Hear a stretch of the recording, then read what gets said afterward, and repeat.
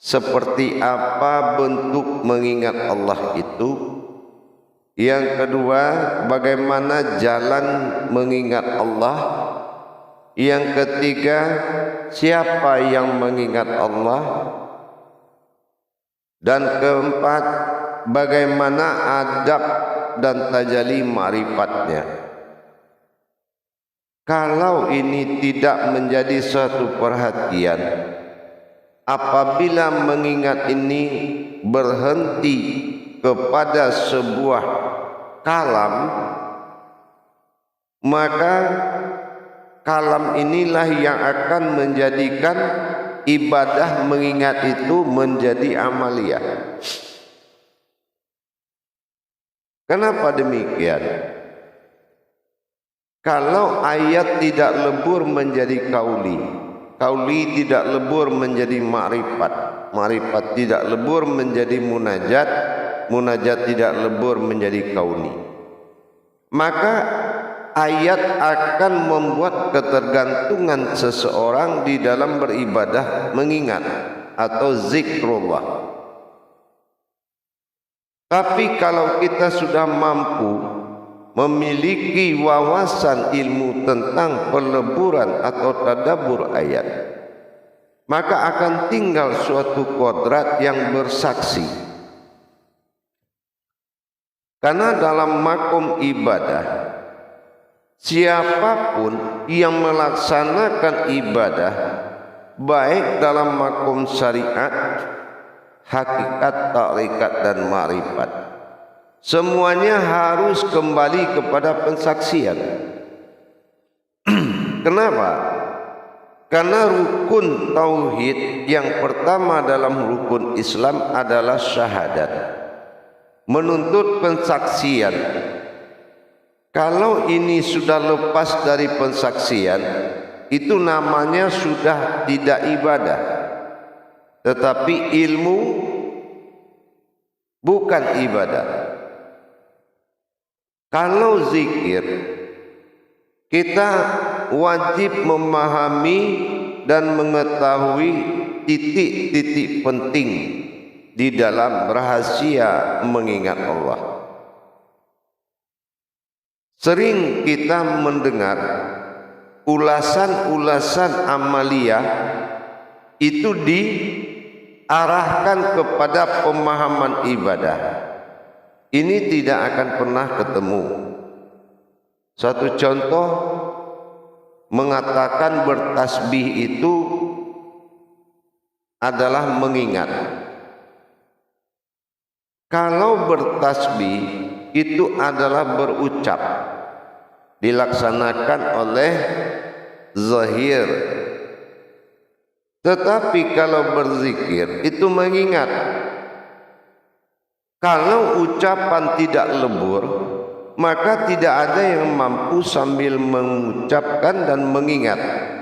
Ucapan menjadi hitungan, ingatan berkepanjangan. Belum ada istilah ada orang mampu menghitung sambil mengingat yang lain. Ini kesulitan besar. Tetapi kalau kita sudah tahu kiat-kiat ma'rifatnya, bagaimana kiat mengingat Allah, seperti apa tajalli yang mengingat Allah. Di dalam masa tayangan dan pelajaran yang kita pernah sampaikan, mengingat ini bukanlah suatu pekerjaan yang sesuatu belum dilihat. Apakah kita yang melihat dulu baru ingat, atau sesuatu yang melihat yang teringat? Mengingat ini butuh bantuan. Apa yang dikatakan butuh bantuan? Mengingat harus memiliki sebuah bantuan yang disebut dengan mengingatkan. Kalau tidak ada yang mengingatkan, maka kita tidak akan mampu mengingat. Nah, kenapa? Karena kodratnya pensaksian. Jadi yang akan disaksikan dalam mengingat sesuatu yang mengingatkan kita untuk dasar munculnya sebuah ingatan. Kalau yang mengingat ini jauh dari yang mengingatkan, ini makanya ada kesulitan di dalam mendirikan ibadah zikir. Di dalam makom ma'rifatullah telah diterangkan berma'rifatnya Allah. Kalau Allah sudah bermakrifat atau melihat kepada sesuatu yang kita inginkan, disinilah munculnya sebuah pensaksian. Dalam pensaksian tadilah antara yang melihat dengan yang menyaksikan akan terjadi suatu hubungan batin. Hubungan batin inilah yang akan membuat suatu tajalli doa. Ingatlah aku dan memintalah kepadaku. Berulang-ulang Allah sampaikan dalam Al-Quran. Tapi sebelum kita mengingat, tidak akan bisa kita meminta. Karena bahasa yang akan kita bawa kepada Allah adalah suatu bahasa yang paling hakiki, yang tidak menggerakkan satu kodrat pun. Apa bahasa yang tidak menggerakkan satu kodrat pun kepada Allah? Adalah melihat, mengingat. Kalau melihat dan mengingat, tidak ada keterlibatan sifat kodrat apapun di dalam tajalli mengingat itu. Rahasia untuk mendapatkan suatu ibadah zikrullah adalah memiliki cara-cara atau dikatakan kiat-kiat ma'rifat. Tidak bisa kita melaksanakan dengan pemahaman ingatan kita. Ingatan kita yang bersumber dari akal tidak akan pernah mampu dan tidak akan pernah ada makom jalurnya. Tidak akan ada jalur ingatan akal. Tetapi kalau kita tahu rukun-rukun mengingat Allah, yaitu rukun-rukun hakikatnya, bahwasanya kita harus mempersiapkan puncak kekuatan ma'rifat dalam bertajalli mengingat Allah. Sesuatu yang belum pernah kita lihat tidak mungkin kita bisa mengingatnya. Tetapi kata-kata kita melihat ini bukanlah sandarannya manusiawi. Karena antara mengingat dan diingat tidak ada wujud kodrat seperti yang saya sampaikan tadi. Maka kita harus pergi kepada dua perkara antara melihat dan mengingat. Kalau yang melihat itu tidak akan ada kemampuan satu umat pun bisa melihat Allah. Sama seperti kita pernah mengkaji tentang mengenal Allah. Kalaulah Allah tidak memperkenalkan dirinya melalui kodrat kita, tidak akan bisa kita mengenal Allah. Begitu juga dikala kita mengingat Allah. Kalaulah Allah tidak melihat kita, kita tidak bisa mengingat Allah. Bagaimana jalan tauhidnya? Nah, ini yang dikatakan ma'rifatullah. Kalau kita sudah merasa kita dilihat oleh Allah, dan kita menyaksikan Allah melihat kita dan mengingat Allah melihat kita, maka kita akan melihat dan mengingat bahwasanya apa yang dilihat Allah dan apa yang kita perlihatkan, inilah yang akan menjadi pensaksian. Kita contohkan, kita melihat sebuah benda.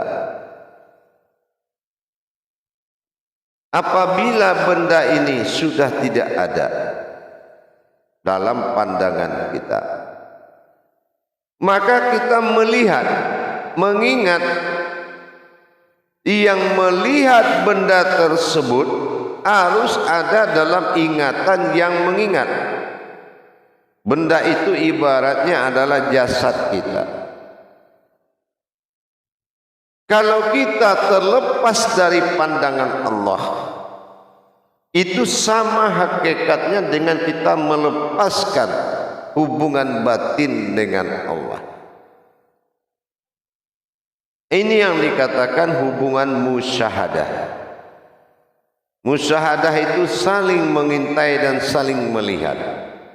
Kita teringat kalau Allah selalu melihat kita dimanapun kita berada,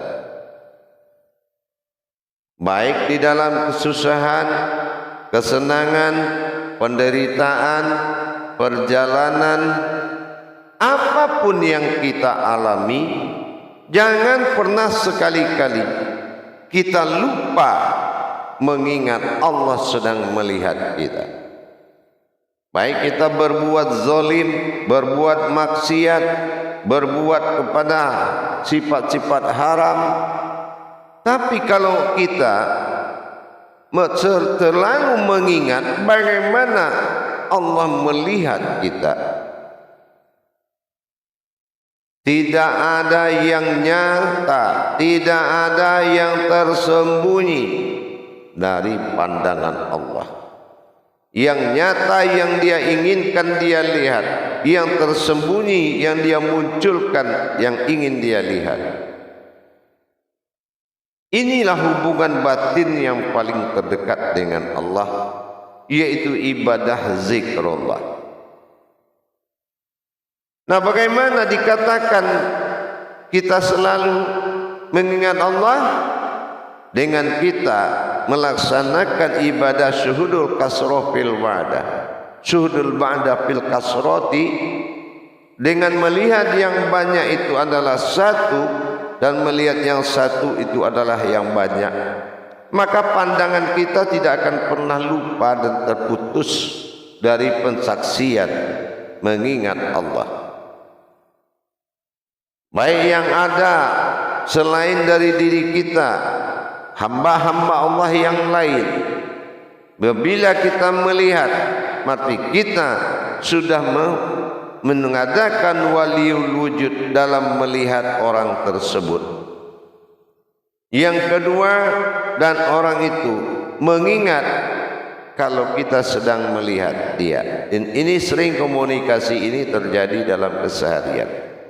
Contoh, kemarin saya ingat kamu pernah lihat saya, atau saya pernah lihat kamu. Nah, ini hubungan batin pandangan ini antara wujud batin naf-naf diri-diri yang dijadikan oleh Allah, itu adalah ikatan batin yang sangat kuat. Untuk itu para hadirin dan jamaah sekalian, kalau kita sudah mengenal cara dan maksud zikrullah, mengingat Allah, maka diri kita ini adalah mengingatkan kalau Allah sedang melihat kita. Inilah yang mengingat, inilah yang zikrullah. Kalau hanya mencapai suatu ingatan, paling-paling marifat memunculkan zat dan nur dan lahud getaran, itu bukan Tuhan. Zat bukan Tuhan, getaran bukan Tuhan, nur bukan Tuhan. Tapi ternyata yang dialami para ahli-ahli zikir, ternyata getaran, disebut dengan lahud atau guncangan. Ada yang berupa pandangan, ada yang berupa rasa. Kenapa tidak sampai kepada Allah? Karena dia dalam keseharian dia tidak mengingat Allah, dengan cara dia tidak memahami kalau dia sedang dilihat Allah. Kalau orang itu tidak pernah seseorang tidak pernah lepas dalam titik kesadaran kalau dia sedang dilihat Allah, maka dia menyaksikan Allah melihatnya, maka dia akan terjaga dari sikap-sikap dan perbuatan yang batil. Karena bagaimanapun rasa malu, rasa takut itu akan muncul kepada orang yang merasa bermusyahadah kepada Allah. Makanya Allah katakan zikrullahi wa zikrul maut. Artinya apa? Mengingat Allah itu dengan memunculkan jalan kematian. Apa kematian? Mati dalam wujud segala hal. Tidak ada yang hidup melainkan kita melihat dan mengingat Allah sedang melihat kita. Ma'rifatullah. Jamaah yang dirahmati Allah rahimakumullah. Tingkat kesadaran inilah yang harus menjadi suatu wujud pegangan perubahan diri kita, penjagaan sikap. Rasa malu dan rasa takut akan datang. Tapi kalau kita tidak ada kesadaran bahwasan kita menyaksikan Allah sedang melihat kita, dan kita menyaksikan Allah melihat doa kita, maka orang itu tingkat ibadahnya bersifat amaliyah. Tidak ada satu tempat pun di sisi Allah, meskipun itu sebuah makrifat. Makrifat itu hanya bisa dilakukan oleh Allah. Ma'rifatullah, bukan wujud kodrat manusia atau umat. Kalau umat mengingat Allah dalam makom ibadah, dia pasti lari ke tingkat sifat. Dia akan pergi ke tingkat sifat. Makanya dia menemui getaran, hawa, zat, pancaran nur. Kenapa? Karena itu ke tingkat sifat, bukan mengingat Allah yang tidak sifat, yang tidak zat. Untuk itu, mari kita belajar dengan baik bagaimana caranya kita bisa melaksanakan tajalli pandang kepada Allah, sehingga derajat kesaksian itu benar-benar berdiri di dalam diri kita. Kalau kesaksian itu belum berdiri, maka tidak akan ada jalan makom melihat dan mengingat. Karena apapun ibadah kodrat sebuah umat itu adalah menyaksikan dalam pensaksian. Jadi kalau kita para hadirin dan jamaah ingin mengingat Allah, kita harus mendirikan kodrat yang mengingatkan, sehingga kita melihat dan menyaksikan Allah sedang melihat kita. Mana alat yang bisa mengingatkan? Inilah kodrat wujud diri. Kalau kita melihat, mengingat kodrat ini, maka kita ingat kita sedang melihat Allah. Kalau Allah sedang melihat kita, hubungan inilah yang dikatakan dengan hubungan tajalli ma'rifah. Jamaah yang dirahmati Allah rahimakumullah, marilah sama-sama kita tingkatkan pemahaman kiat-kiat tauhid ma'rifatullah itu. Karena dengan kita meningkatkan pemahaman, maka derajat rohani kita semakin naik. Kalau derajat rohani semakin naik, ijab kita kepada Allah semakin terbuka. Tapi kalau kemampuan akal kita dalam bercerita sejarah